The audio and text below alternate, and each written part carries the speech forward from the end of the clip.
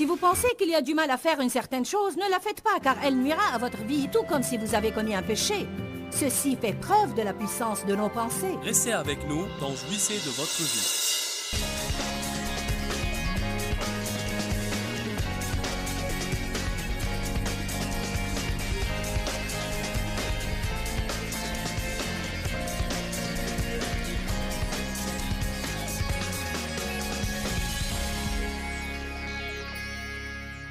Ne vous laissez pas vaincre par le mal, mais surmontez le mal par le bien. Si mon mari a 2 défauts, ou disons 3,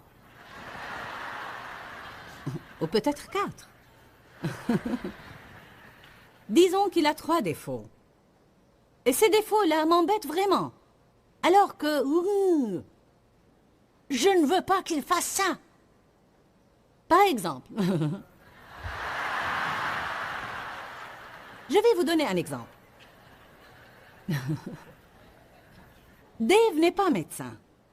Et il ne sait rien en matière de médecine. Il ne sait pas soigner les patients. J'avais hier un rendez-vous avec Dr. Colbert, qui est mon nutritionniste, et un ami aussi. Alors que je discutais avec Dr. Colbert et il me posait des questions, chaque fois que j'essayais de répondre, Dave intervenait et essayait de répondre à ma place. Tu ne fais pas ceci et tu ne fais pas cela. J'ai dit, Dave, c'est mon rendez-vous avec le médecin. Tu n'as pas à intervenir. Il a dit, mais si j'interviens, ce sera la vérité telle qu'elle est. Tu n'as pas...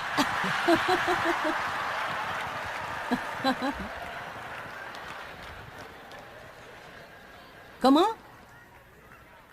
Il dit que j'oubliais de dire beaucoup de choses. Non, ce n'est pas vrai. Dave aime beaucoup les détails, alors que je suis très steak frites. Je peux vous raconter une histoire en quelques secondes, alors que lui, ça lui prendrait 10 minutes. Et il vous raconte tous les détails. Non, alors que tout n'est pas important. Vous savez, vous avez compris ce que je disais, n'est-ce pas? Si seulement il n'avait pas fait ça. Parce que quand je parle, j'aime diriger toute la conversation. En fait, je n'aime pas que quelqu'un m'interrompe. Je n'aime pas ça, mais Dave m'interrompt et il le fera jusqu'à ce que Jésus revienne. Je veux dire, ça ne va pas changer. Ça fait 34 ans que nous sommes mariés et à moins que Dieu intervienne souverainement dans notre vie, la situation ne changera pas. Mais je ne vais pas divorcer à cause de ça.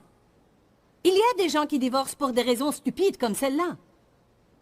Allez, je m'adresse à vous. Bien, nous ne sommes pas compatibles. Et qui l'est? Est-ce que vous connaissez 2 personnes qui sont compatibles?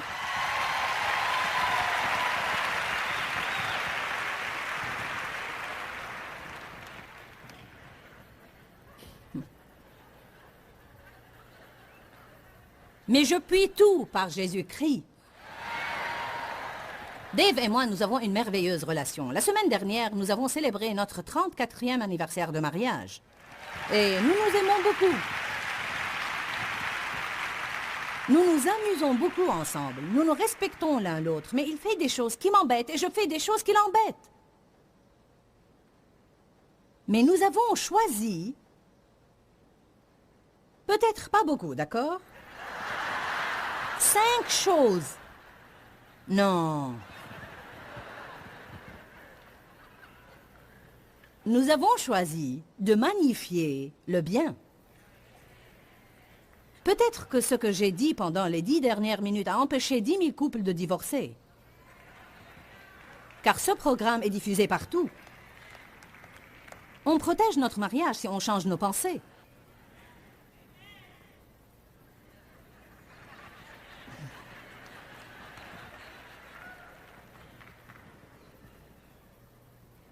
Ne vous laissez pas vaincre par le mal, mais surmontez le mal par le bien. Combien nos pensées sont-elles puissantes? Quel effet ont-elles sur nous? Matthieu chapitre 5 dit que quiconque regarde une femme pour la convoiter a déjà commis un adultère avec elle dans son cœur. Pensez à ça. Ouvrons nos livres, Matthieu 5, 27.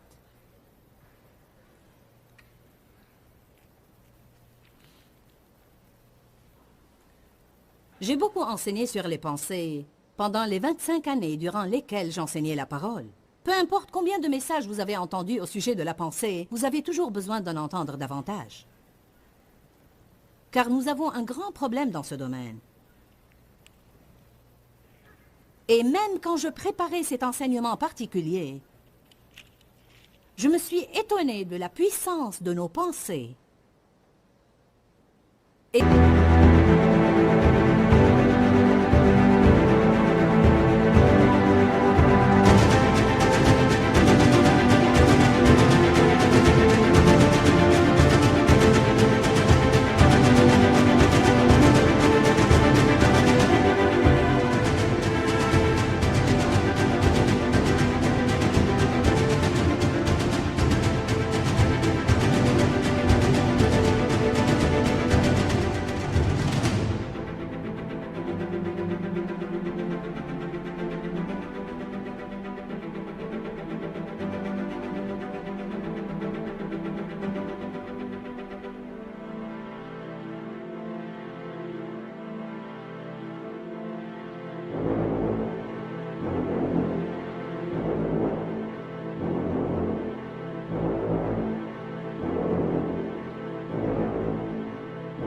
de l'effet qu'elles ont sur nous.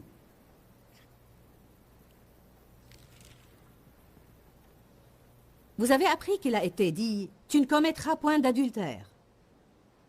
Verset 28. « Mais moi je vous dis que quiconque regarde une femme pour la convoiter et la désirer a déjà commis un adultère avec elle dans son cœur. » Oh mon Dieu! Je vais vous poser une question. À votre avis, combien y a-t-il d'hommes ou même de femmes qui ne commettent pas d'adultère, l'acte d'adultère, mais qui pensent et même qui croient qu'il n'y a aucun mal à méditer sur ce processus mentalement? Que pensez-vous de la pornographie? C'est un grand problème répandu aujourd'hui. Je peux vous dire que dans une assemblée comme celle-ci, il y a certainement des chrétiens aujourd'hui qui se sont laissés entraîner dans la pornographie et elle a maintenant de l'emprise sur vous. Et ça commence dans vos pensées.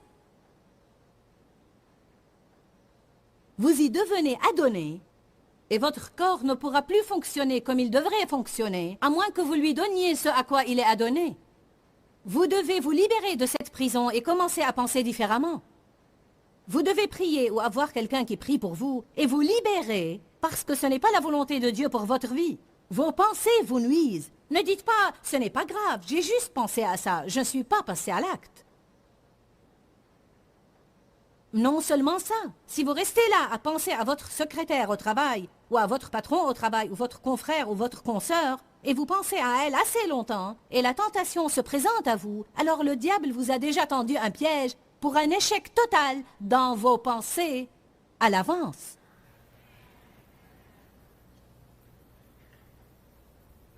Certains ont besoin de ça ce soir. Faites bien attention à vos pensées. Vos pensées sont à l'origine de vos problèmes. Nos pensées ont une grande influence sur nous. Proverbe 23, 7. Car le calcul que l'homme fait en lui-même, c'est lui. Là où la pensée ira, l'homme la suivra. Dans Romains 14, 14, il est écrit qu'une chose n'est impure que pour celui qui la croit impure. J'avais à penser à ça assez longtemps. C'est comme, attends Seigneur, ça doit être soit pur, soit impur. Pourquoi ceci serait-il impur pour moi juste parce que je crois que c'est impur? Parce qu'il nuit à ma personne tout comme s'il était impur. Autrement dit, si une certaine chose est juste, mais je suis trompée et je crois qu'elle est fausse et je suis extrêmement consciencieuse et chaque fois que je la fais, je me sens coupable. Alors Dieu dit, vaut mieux que tu ne la fasses pas parce qu'en réalité, elle va influer sur toi comme si elle était vraiment fausse. Est-ce que c'est suffisamment clair pour vous? C'est pourquoi il est important de connaître la vérité et de la laisser nous affranchir. Certains croient que Dieu se mettra en colère contre eux s'ils ne lisent pas un certain nombre de chapitres dans la Bible tous les jours. Vous avez fait votre propre loi. Et vous vous sentez coupable si vous ne respectez pas cette loi. La Bible dit que nous devons aimer la parole. Elle ne nous donne pas une formule à suivre. Mais c'est quelque chose qui nous est prêché. Lisez la parole tous les jours. Je crois cela. Et je pense que nous devons nous nourrir de la parole, tout comme nous mangeons de la nourriture tous les jours. Mais il y a différentes façons de se nourrir de la parole. Nous devons lire la Bible. Je lis la Bible tout le temps. Mais j'ai vécu une expérience, et je suis sûre que vous aussi. J'ai vécu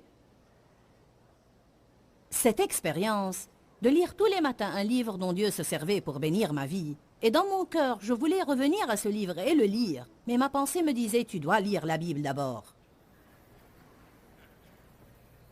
C'est du légalisme religieux.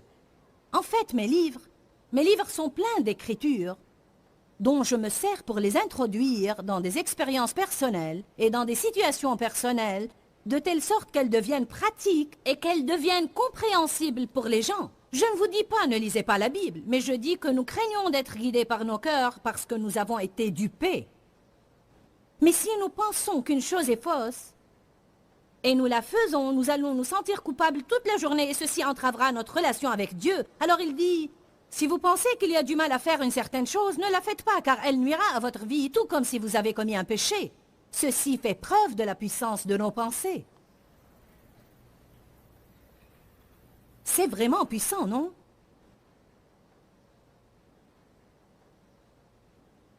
Romains 14, verset 23 dit, « Tout ce que vous faites, qui n'est pas le produit d'une conviction et qui ne découle pas de la foi, est un péché.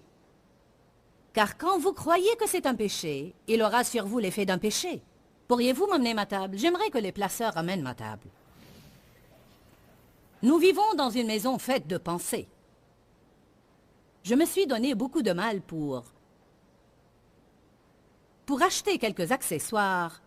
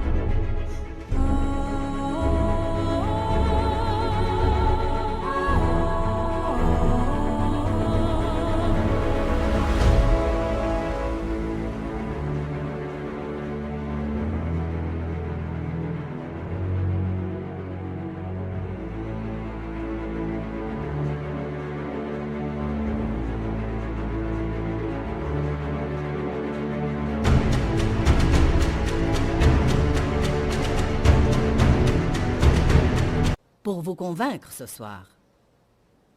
Dès que les placeurs m'amènent ma petite table, je ferai une illustration qui vous aidera à ne jamais oublier ce sermon.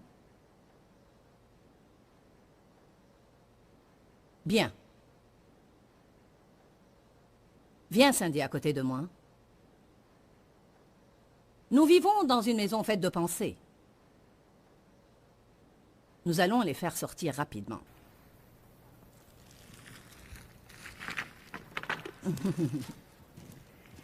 Chacun de ces blocs représente une pensée.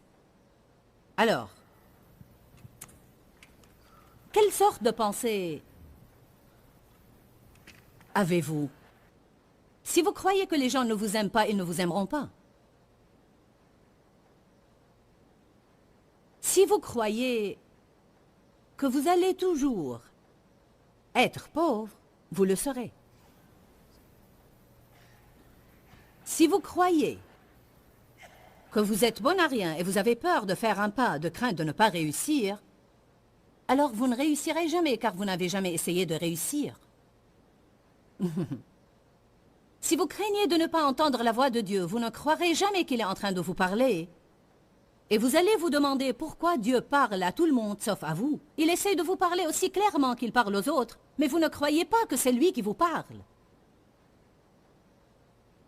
Nous nous causons de gros ennuis, simplement parce que nous ne croyons pas à la parole de Dieu. Il dit, mes brebis entendent ma voix. Elles connaissent ma voix et elles ne suivront point un étranger. Vous savez quoi? J'ai choisi de croire ça depuis longtemps et je ne reste pas là à dire je n'entends pas la voix de Dieu comme je faisais il y a 25 ans où je crains de ne pas entendre sa voix. Mais je dis j'entends la voix de Dieu et je suis guidé par l'Esprit Saint. Si vos paroles sont à la hauteur de la parole de Dieu, il en sera de même pour vos pensées. Si vos pensées sont à la hauteur de la parole, vos paroles le seront aussi. Si vous ne pouvez pas croire ça, déclarez-le jusqu'à ce que vous le croyiez, et les mots sortiront automatiquement de votre bouche. Parfois, vous devez faire des listes et commencer à les déclarer exprès, jusqu'à ce qu'elles soient programmées. C'est comme si vous programmez un ordinateur. J'ai sur mon ordinateur de nouveaux programmes que je n'ai pas encore appris à faire fonctionner comme il faut. Je dois avoir des instructions, je dois les lire, je dois les appliquer une par une. Et après un certain moment, ça deviendra ordinaire pour moi et je le ferai rapidement et facilement.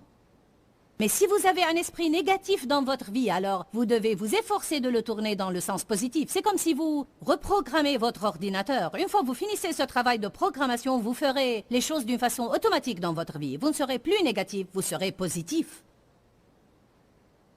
Amen. Disons que je reste assise et que je retourne cette pensée dans ma tête que je n'aurai jamais d'argent. Je vais être pauvre toute ma vie. Je suis stupide. J'ai du mal à assimiler. Je suis obèse, mon métabolisme ne fonctionne pas et peut-être que je n'aurai jamais une silhouette gracieuse. Personne ne m'aime.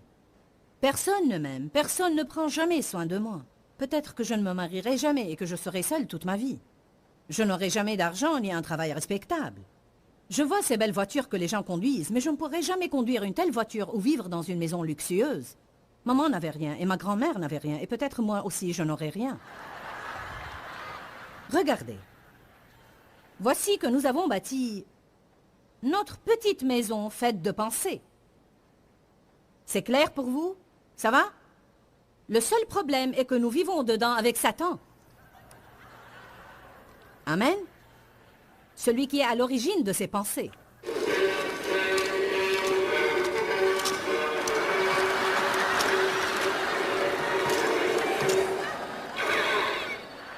C'est comme ça que ça se passe. Allez, louons le Seigneur maintenant.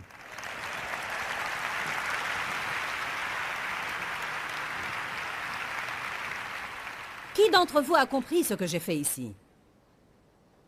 Nous avons bâti notre maison et nous y sommes coincés avec le diable qui est à l'origine de ces pensées stupides pour commencer. Et nous sommes coincés dedans avec Satan qui nous tourmente tout le temps. Que devez-vous faire? Vous devez démolir cette maison et commencer à nouveau et dire « Je vais me bâtir une autre maison. » Amen. Allez! Alléluia! Amen. Je fais ces choses-là parfois devant vous parce que j'estime qu'il est bon de faire des sermons illustrés. Je crois que les illustrations nous gardent dans la tête une image claire que les paroles ne gardent pas. Toute pensée négative, toute mauvaise pensée, toute pensée qui vous passe par la tête, qui ne s'accorde pas avec la parole de Dieu, est une brique que vous ajoutez au mur derrière lequel vous vivez. Dans quelle sorte de maison vous voulez vivre? Vous vivez maintenant dans une maison qui est faite de vos propres pensées. Peut-être que dans le passé, quelqu'un vous a appris à penser négativement. Peut-être que vous vous êtes fait une mauvaise idée de la vie de votre enfance. Personnellement, j'ai grandi dans un environnement négatif où j'ai appris à ne pas m'attendre à ce que le bien m'arrive parce que ce ne serait jamais le cas. Et c'était très mauvais pour moi, car le temps que je devienne adulte, j'étais devenue vraiment négative. Et je disais d'un air taquin que si 2 pensées positives de suite me venaient à l'esprit, ma tête ferait une crampe. C'était comme si je ne pouvais pas penser positivement. Quand Dave et moi nous nous sommes mariés, il m'a regardé une fois et il m'a dit « Pourquoi es-tu si négative à l'égard de tout ?» J'ai dit « Si tu ne t'attends pas à ce que quelque chose de positif t'arrive, tu ne seras jamais déçu. » C'était ma façon de voir le monde. Et je menais une vie absolument médiocre. Lequel existait le premier, l'œuf ou la poule? Je ne sais pas comment les choses ont commencé. Est-ce que j'avais de mauvaises pensées parce que je menais une mauvaise vie ou bien quelqu'un m'a appris à penser négativement? Je ne sais pas. Mais je sais bien que Satan veut déclencher ça dans notre vie et il veut également nous prendre dans ce piège de telle façon que nous ne pourrons plus en sortir. La Bible dit dans Romains chapitre 12, 2 que le Seigneur a un merveilleux plan pour notre vie, mais nous ne l'expérimenterons jamais à moins que nos pensées soient complètement renouvelées par la parole de Dieu. Dieu a un bon plan pour chacun d'entre nous, mais il y a certains qui pensent « je ne dépasserai jamais mon passé ». Peut-être que ça marche pour vous, mais moi je n'ai pas été aimé par mes parents, il n'en sera pas de même pour moi. Ce n'est pas vrai, parce que la Bible dit dans le psaume 27, 10 « Car mon père et ma mère m'abandonnent, mais l'Éternel me recueillera et m'adoptera comme son propre enfant. » Que pensez-vous de cela? Cette écriture m'a complètement guéri. Jésus a dit « Mes paroles sont esprit et vie. Les paroles que je dis ne sont pas du tout ordinaires. Ces paroles sont puissantes. Elles contiennent une puissance qui guérit. Elles sont remplies de la vie de Dieu. Les paroles que je vous dis sont remplies de l'Esprit de Dieu. » Souvent, je prie avant les conférences et je dis « Seigneur, au fur et à mesure que la parole sort de ma bouche aujourd'hui, je prie qu'elle soit comme des faisceaux laser qui sortent et attaquent les problèmes et détruisent tout ce qui est accablant dans la vie des personnes et anéantis-les. » Je vois ça. Pourquoi vous vous entassez dans une telle salle pour écouter quelqu'un parler pendant 3 heures? Parce que tout ce qui sort de ma bouche est rempli de la puissance de Dieu. Il change vos vies et il renouvelle et change vos pensées. Combien vous payez pour assister à un séminaire? Savez-vous que les gens payent 300 ou 400 $ pour s'inscrire pour un séminaire sur la pensée positive? Alors que les chrétiens se plaignent des offrandes. Désolé, mais il y a certaines choses que nous devons dépasser. Amen? Pas la peine d'aller à un séminaire. Vous pouvez apprendre tout ça dans une église jointe. Dans le monde, une personne qui a la tête bourrée de théories peut vous apprendre ça, mais elle n'a aucune idée de quoi elle parle. Je suis passé par là, je sais. Vous dites, ce n'est pas juste. Je suis passé par là et ce n'est pas juste. J'ai été vraiment maltraité et ce n'était pas juste et je ne comprends pas. Il faut que Dieu me clarifie les choses parce que je ne comprends pas et je serai dans la confusion toute ma vie. Eh bien, lisez Ésaïe 61, 7.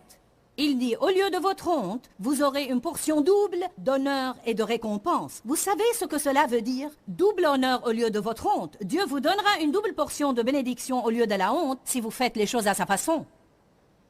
Ce n'est pas mal du tout. Prenez Dieu au mot. D'accord, Seigneur, je crois ça. Je vais faire tout ce que tu me dis et je vais voir si tu tiendras à tes promesses. J'avais beaucoup de problèmes. Injustice, honte. J'ai été maltraité. Et vous savez quoi? Dieu a renversé la situation.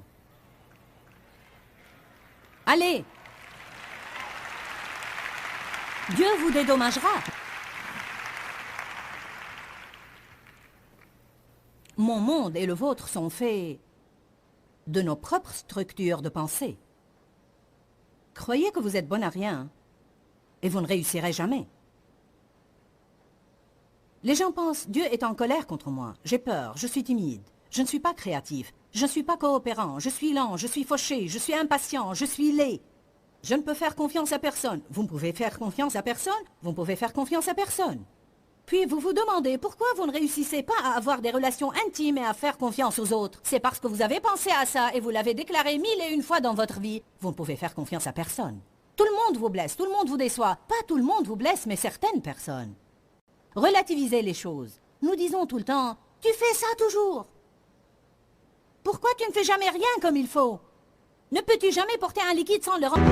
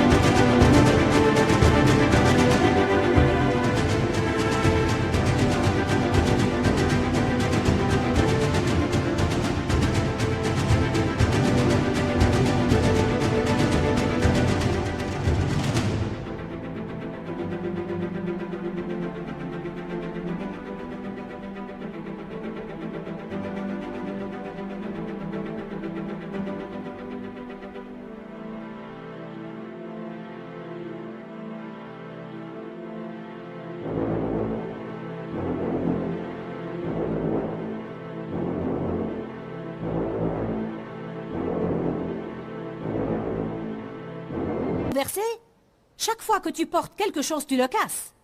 Nous exagérons beaucoup. Je suis comme ça. Je dis tout le temps jamais, toujours, chaque fois, tout le temps. Ça exaspère Dave. Il dit non, on ne se dispute pas tout le temps. Et moi je dis, on ne peut jamais discuter. Et il dit, c'est stupide. Ça fait 34 ans que nous discutons. Nous avons parlé de plein de choses. Maintenant nous avons des avis différents sur des petites choses et tu dis que nous ne pouvons jamais discuter.